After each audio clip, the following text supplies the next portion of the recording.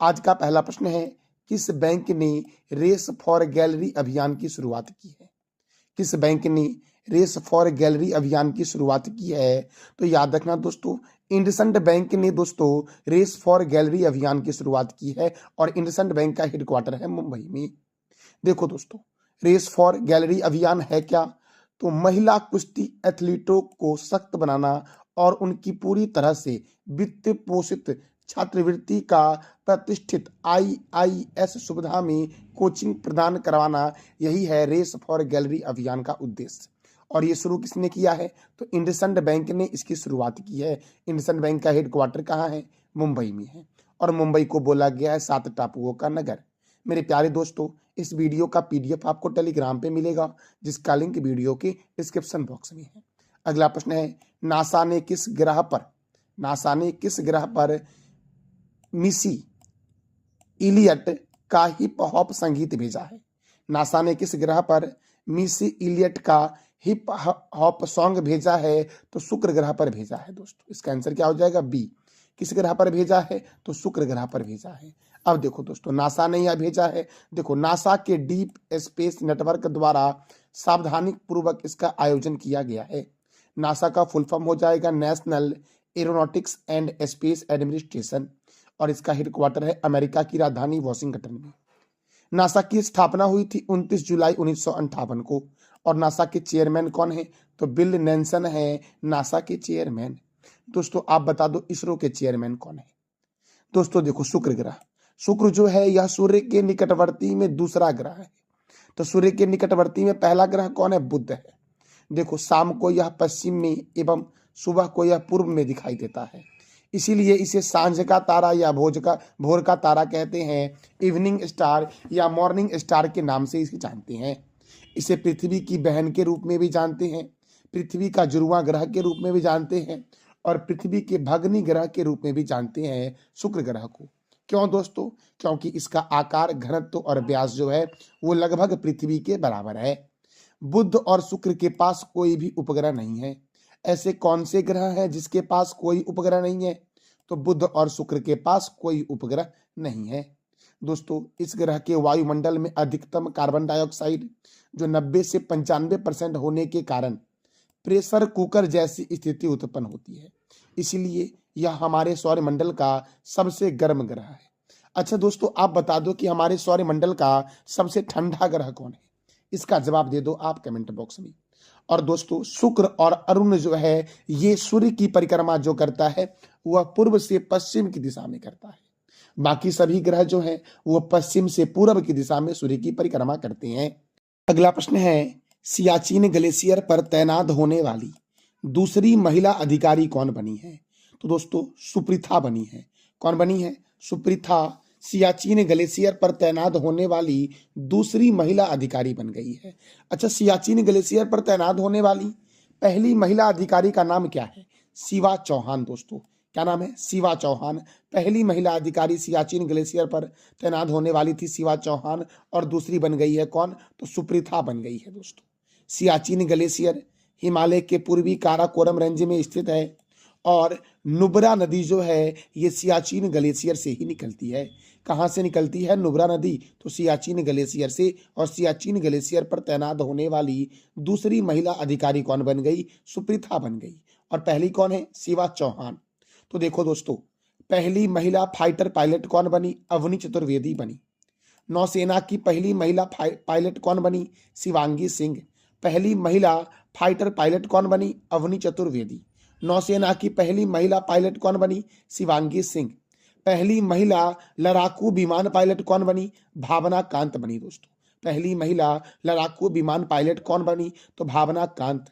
वायुसेना कमांडर लड़ाकू इकाई की कमान संभालने वाली पहली महिला कौन बनी? शालिजा धामी बनी।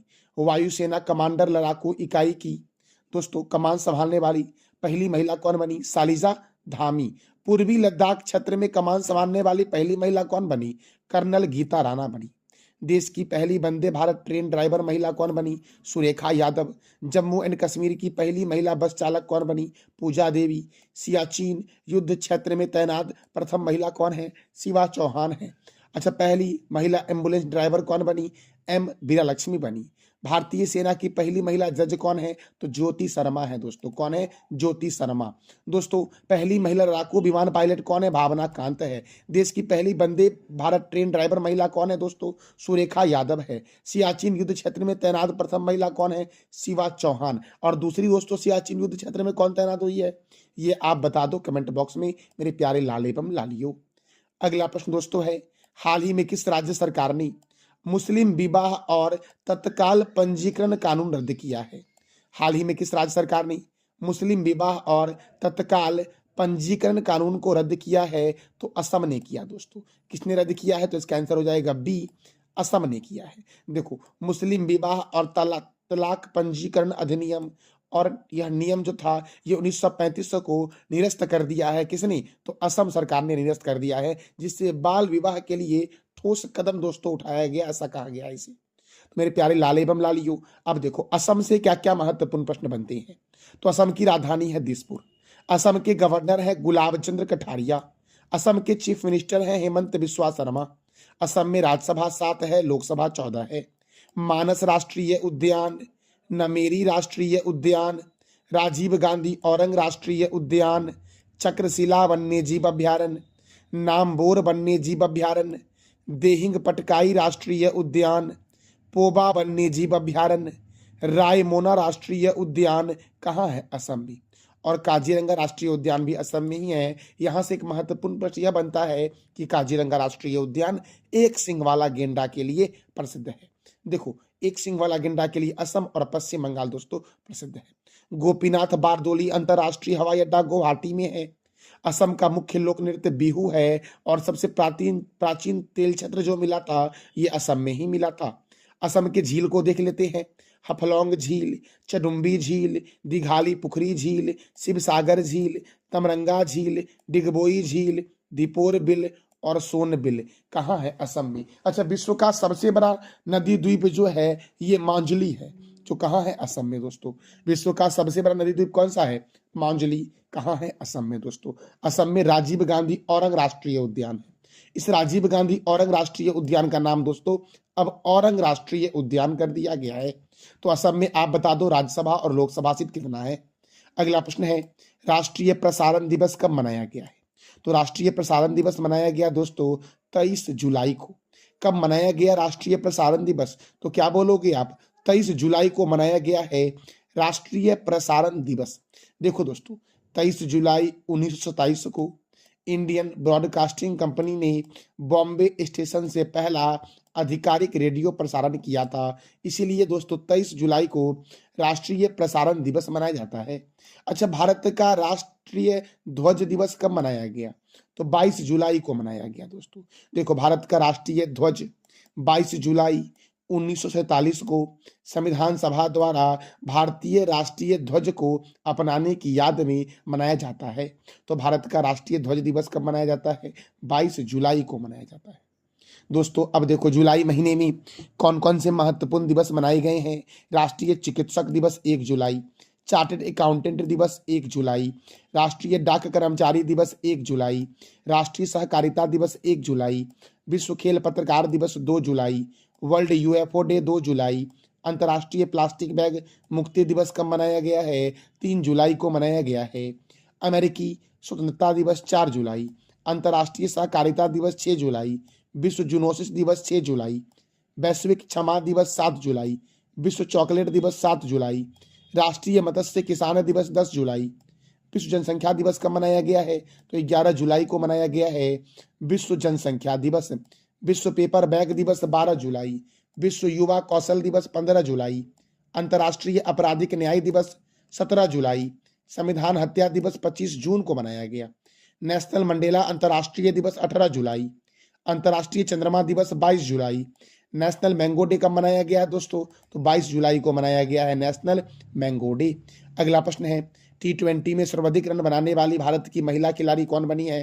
तो हरमनप्रीत कौर बनी दोस्तों। इसका आंसर क्या हो जाएगा? ए। हरमनप्रीत कौर ने T20 में अब तक सर्वाधिक रन बनाने वाली भारतीय महिला खिलाड़ी बनी है, जिन्होंने T20 मैचों में 3415 रन बनाए हैं। तो हरमनप्रीत कौर ने कितना रन बनाया दोस्तों? 3415 रन बनाया है T20 मैच में। दोस्तों देखो अब क्रिकेट, तो क्रिकेट के महत्वपूर्ण स्टेडियम को देख लो दोस्तों, बहुत ही महत्वपूर्ण है किसी भी प्रतियोगिता परीक्षा के लिए। चिदम्बरम स्टेडियम चेन्नई में, Chepauk stadium Chennai, Eden garden stadium Kolkata, Chinnaswamy stadium Bengaluru, Arun Jaitley stadium Delhi, Rajiv Gandhi stadium Hyderabad में है, Barabati stadium Mumbai, Keenan stadium Jamshedpur, Melbourne stadium Australia, Perth और बिस्वर्न स्टेडियम भी ऑस्ट्रेलिया में ही है दोस्तों। अच्छा, जमशेदपुर दोस्तों कौन से रिवर के किनारे है, ये आप बता दो कमेंट बॉक्स में। देखो दोस्तों, पूरे विश्व में जो क्रिकेट की सर्वोच्च संस्था है वो आईसीसी है, international cricket council. International cricket council का हेडक्वार्टर दुबई में है और इंटरनेशनल क्रिकेट काउंसिल के चेयरमैन जो हैं वो है ग्रेग वारकेली। आप बताओ आईसीसी की स्थापना कब हुई? तो देखो, भारत में कौन करता है क्रिकेट को control? BCCI, board of control for cricket in India. इसका हेडक्वार्टर मुंबई में है। इसकी स्थापना 1 दिसंबर 1928 को हुई और इसके प्रेसिडेंट कौन है? रोजर बिन्नी। इंग्लैंड और ऑस्ट्रेलिया का राष्ट्रीय खेल क्रिकेट है। देखो, रणजी ट्रॉफी, कौन सा? Ranji trophy, Irani trophy, Vijay Hazare trophy, Moin ud-Dowla gold cup, Cooch Behar cup, Duleep trophy, Rohinton Baria cup, GD Birla trophy और देवधर ट्रॉफी का संबंध किस खेल से है? क्रिकेट से है दोस्तों। आपसे यह प्रश्न दो तरह से पूछता है एग्जाम में कि दिलीप ट्रॉफी का संबंध किस खेल से है, तो क्रिकेट बोलोगे। और पूछेगा निम्नलिखित में से किस, दोस्तों निम्नलिखित में से किस ट्रॉफी या कप का संबंध क्रिकेट से नहीं है, तो आप टिक कर लेना दोस्तों, क्योंकि मैंने लगभग आपको सभी ट्रॉफियां बता दिया क्रिकेट के संदर्भ में। अब देखो दोस्तों, विश्व का सबसे बड़ा क्रिकेट स्टेडियम कौन सा है? नरेंद्र मोदी स्टेडियम है जो अहमदाबाद में है। और अहमदाबाद से दोस्तों 3 स्टैटिक प्रश्न बनता है। पहला, अहमदाबाद साबरमती नदी के किनारे है। अहमदाबाद में को भारत का बोस्टन कहा गया है और भारत का मैनचेस्टर के नाम से जानते हैं अहमदाबाद को।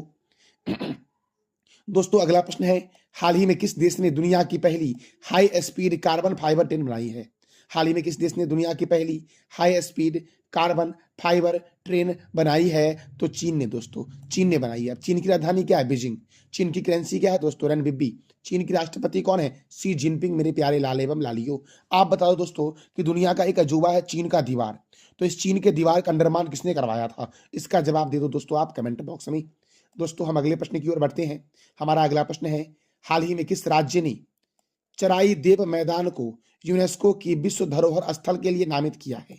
हाल ही में किस राज्य की चराई देव मैदान को यूनेस्को की वर्ल्ड हेरिटेज साइट के लिए नामित किया गया? अभी तो शामिल नहीं हुआ दोस्तों, नामित किया गया दोस्तों है। तो ये असम का दोस्तों है। आपको इमेज में दिख रहा होगा दोस्तों, ये जो आपको इमेज में दिख रहा है यही है चराई देव मैदान दोस्तों। कौन सा मैदान? चराई देव मैदान। ये कहां पर है? असम में है दोस्तों।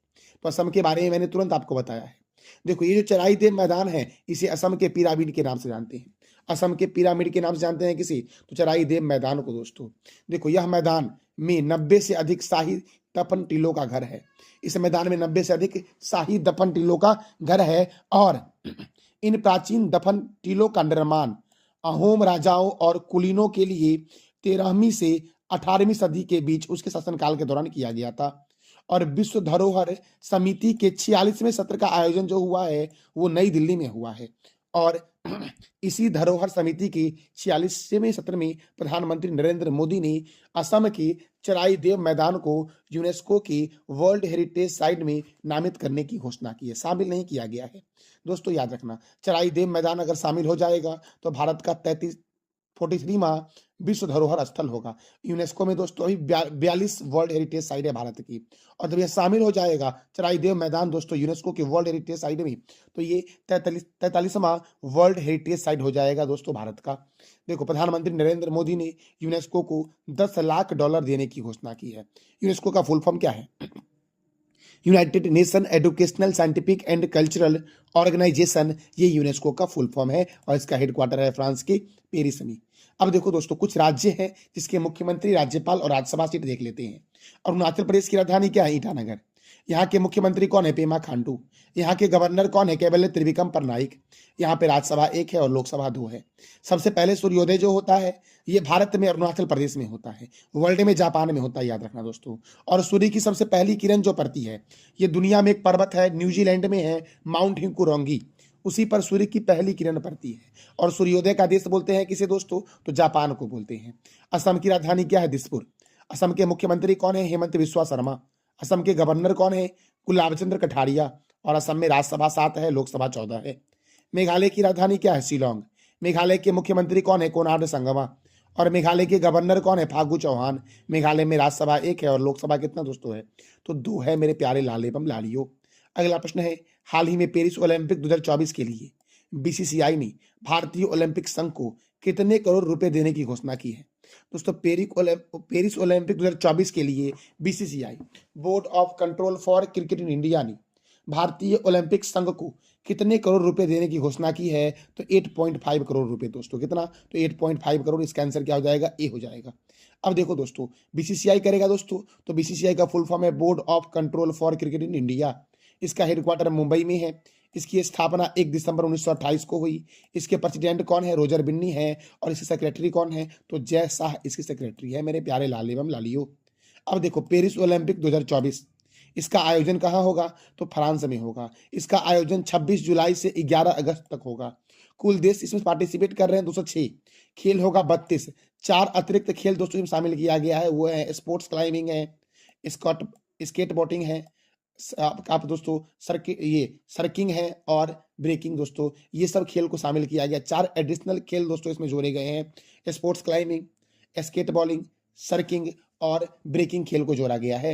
ये प्रतियोगिता दोस्तों जो होगा आपका, ये प्रतियोगिता 19 दिन का है और 757 प्रतियोगिताएं दोस्तों इसमें होंगी। इसमें इवेंट्स कितने होंगे? तो 329 इवेंट्स दोस्तों इसमें होंगी मेरे प्यारे लाल एवं लालियों। देखो, एथलीट जो शामिल होंगे 10,500 एथलीट शामिल होंगे। भारत दल की ओर से 117 एथलीट शामिल हो रहे हैं। शुभंकर दोस्तों, इस पेरिस ओलंपिक का क्या है? तो ओलंपिक फीस है। देखो, पेरिस ओलंपिक 2024 में भारत के ध्वजवाहक कौन है? तो पीवी सिंधु महिला में और पुरुष में शरत कमल है। भारतीय ओलंपिक संघ का हेडक्वार्टर नई दिल्ली में है। भारतीय ओलंपिक संघ के अध्यक्ष पीवी सिंधु हैं और भारतीय ओलंपिक संघ की स्थापना 1927 में हुई थी और बीसीसीआई की स्थापना 1928 में हुई दोस्तों। आधुनिक ओलंपिक खेलों का आयोजन सर्वप्रथम कब किया गया था? तो 1896 में किया गया था एथेंस में। अंतर्राष्ट्रीय ओलंपिक समिति की स्थापना किसके द्वारा किया गया था? तो पियरे डी कुर्बतने के द्वारा, जो फ्रांस के थे। और अंतर्राष्ट्रीय ओलंपिक समिति की स्थापना 1894 में हुई थी। अंतर्राष्ट्रीय ओलंपिक समिति के प्रथम अध्यक्ष कौन थे? दिमित्रियास वेकेलास थे दोस्तों। भारतीय ओलंपिक संघ के प्रथम अध्यक्ष कौन थे? तो सर दोराबजी टाटा थे दोस्तों। कौन थे? सर दोराबजी टाटा। ओलंपिक मशाल को जलाने का प्रारंभ किस ओलंपिक में किया गया? एम्स्टर्डम ओलंपिक में किया गया 1928 में। ओलंपिक खेलों में शुभंकर की परंपरा का प्रारंभ कब किया गया था? 1968 में किया गया था। मैक्सिको सिटी वाले ओलंपिक में किया गया दोस्तों। ओलंपिक ध्वज को पहला बार एडवर्प ओलंपिक में 1920 में फहराया गया था। ओलंपिक ध्वज दोस्तों इमेज में आपको दिख रहा होगा। ये ओलंपिक ध्वज दोस्तों रेशमी कपड़े से बना हुआ है और इसका पृष्ठभूमि कैसा है? सफेद है, जिसमें 5 अलग अलग रंग के वृत्त आपको इमेज पर दिखाई दे रहे होंगे। और ये जो 5 वृत्त है वो अलग अलग महाद्वीपों का प्रतिनिधित्व करता है। यूरोप जो दोस्तों है ये नीला रंग का है वृत्त है इसके लिए। एशिया के लिए पीला रंग का वृत्त है। अफ्रीका के लिए काला रंग का वृत्त है। ऑस्ट्रेलिया के लिए हरा रंग का वृत्त है। अमेरिका के लिए लाल रंग का वृत्त दोस्तों है। और अमेरिका में 2 महाद्वीप दोस्तों हैं, उत्तरी अमेरिका और दक्षिणी अमेरिका। और उत्तरी अमेरिका और दक्षिणी अमेरिका महाद्वीप का जो प्रतिनिधित्व करता है वो लाल रंग का वृत्त करता है मेरे प्यारे लाल एवं लालियों। लंदन ओलंपिक 2012 में हुआ था। इसमें पहली बार सऊदी अरब, कतर और ब्रुनई ने अपने महिला एथलीट को भेजे थे। भारत ने ओलंपिक में अपना प्रथम दल 1920 के एडवर्प बेल्जियम वाले ओलंपिक में भेजा था, जिसमें कुल 6 खिलाड़ी शामिल हुए थे। ओलंपिक में एथलेटिक्स स्पर्धा में फाइनल में पहुंचने वाले प्रथम भारतीय थे मिल्खा सिंह दोस्तों, जो 400 मीटर की दौड़ में 1960 में पहुंचे थे दोस्तों। अगला प्रश्न हमारा है, हाल ही में PR श्रीजेश पेरिस ओलंपिक 2024 के बाद संन्यास लेने की घोषणा की है, तो इनका संबंध किस खेल से है? इनका संबंध दोस्तों किससे है? तो हॉकी से दोस्तों है। देखो, PR श्रीजेश का संबंध किस खेल से? हॉकी से है। और ये पेरिस ओलंपिक के बाद संन्यास ले लेंगे मेरे प्यारे लाल एवं लालियों। अब दोस्तों देखो, हॉकी तो है, हॉकी के महत्वपूर्ण स्टेडियम में महत्वपूर्ण है शिवाजी स्टेडियम दिल्ली वाला, कलिंग स्टेडियम भुवनेश्वर में है, सिलारू हॉकी स्टेडियम शिमला में है, लिवेली हॉकी स्टेडियम लंदन में है, मेजर ध्यानचंद स्टेडियम दिल्ली में है, सरदार वल्लभ भाई पटेल स्टेडियम कहाँ है? तो आपका रायपुर में है। और हॉकी जो है ये भारत और पाकिस्तान का राष्ट्रीय खेल है। हॉकी के महत्वपूर्ण कप और ट्रॉफी को देख लो, Beighton cup, Rangaswamy cup, Aga Khan cup, Begum Asool trophy, Maharaja Ranjit Singh gold cup, lady Ratan Tata trophy, Guru Nanak championship, Dhyanchand trophy, Nehru trophy, Scindia gold cup, Murugappa gold cup, Wellington cup और इंदिरा गांधी गोल्ड कप का संबंध किस खेल से है? हॉकी से है। मेरे प्यारे लाल एवं लालियो, ये था हमारा आज का महत्वपूर्ण करंट अफेयर विथ स्टैटिक। दोस्तों मैंने आज आपको पेरिस ओलंपिक के बारे में बताया, स्टैटिक प्रश्न, हॉकी के बारे में बताया, क्रिकेट के बारे में बताया, असम के बारे में दोस्तों बताया। यह सभी आपके प्रतियोगिता परीक्षा के लिए बहुत ही महत्वपूर्ण कंटेंट है दोस्तों। तो मेरे प्यारे लाल एवं लालियो, कल के करंट अफेयर को जरा हम रिवीजन कर लेते हैं। नेशनल मैंगो डे 22 जुलाई को मनाया गया। भारतीय पुरुष फुटबॉल टीम के मुख्य कोच कौन बने हैं? तो मनोलो मार्केज बने हैं। हाल ही में किस राज्य सरकार ने राजीव गांधी शिल्प अभ्यस्तम योजना की शुरुआत की? तेलंगाना ने। श्रमिक बसेरा योजना की शुरुआत किसने की है मेरे प्यारे लाल एवं लालियो? तो गुजरात ने की है श्रमिक बसेरा योजना की शुरुआत दोस्तों। हाल ही में प्रधानमंत्री नरेंद्र मोदी ने कहा विश्व धरोहर समिति के 46वें सत्र का उद्घाटन किया? तो नई दिल्ली में। केंद्र सरकार ने कब तक सरकारी भवनों की 100% सौरीकरण का लक्ष्य रखा है? तो 2025 तक। हाल ही में किस भारतीय टेनिस खिलाड़ी को अंतर्राष्ट्रीय टेनिस ऑफ हॉल फ्रेम में शामिल किया गया? तो लिएंडर पेसे को और विजय अमृतराज को शामिल किया गया है। मेरे दोस्तों, सकल पर्यावरण उत्पाद सूचकांक की अवधारणा शुरू करने वाला देश का पहला राज्य कौन बना है? उत्तराखंड बना है। दोस्तों 2025 में पहले ओलंपिक ई स्पोर्ट्स गेम की मेजबानी कौन करेगा? सऊदी अरब करेगा। हाल ही में किस देश की स्पेस एजेंसी नासा ने चंद्रमा के शांत सागर में, दोस्तों चंद्रमा के शांति सागर में के पास गुफा की खोज की है? तो अमेरिका दोस्तों। यहाँ पर शांति सागर कर लेना मेरे प्यारे लाल एवं लालियो। दोस्तों तो ये था हमारा आज का महत्वपूर्ण करंट अफेयर विथ स्टैटिक, और रिवीजन मैंने दोस्तों आपको करवाया पिछले दिन का करंट अफेयर। कल मैंने आपसे 3 प्रश्न किया था और आज भी मैं आपसे 3 प्रश्न करूंगा जिसका जवाब आपको देना है कमेंट बॉक्स में दोस्तों। तो नीति आयोग के एसडीजी सूचकांक 2023 से 24 में कौन सा राज्य प्रथम रहा? केरल और उत्तराखंड। बीएसएनएल के अध्यक्ष और प्रबंधक निदेशक कौन बने हैं? रॉबर्ट जेराई रवि। मोटोजीपी इंडिया के ब्रांड एम्बेसडर कौन बने? शिखर धवन बने हैं मोटोजीपी इंडिया के ब्रांड एम्बेसडर। आज का आपका 3 प्रश्न है, पहले ओलंपिक ई स्पोर्ट्स गेम की मेजबानी कौन करेगा? कहां विश्व धरोहर समिति के 46वें सत्र का उद्घाटन किया गया है? और किस राज्य ने श्रमिक बसेरा योजना की शुरुआत की है? तो इस तीनों प्रश्न का जवाब देना है कमेंट बॉक्स में आपको दोस्तों। ये था हमारा आज का महत्वपूर्ण करंट अफेयर। जानकारी अच्छी लगी तो वीडियो को लाइक करें, शेयर करें और चैनल को सब्सक्राइब करें। थैंक यू सो मच मेरे प्यारे लाल एवं लालियों।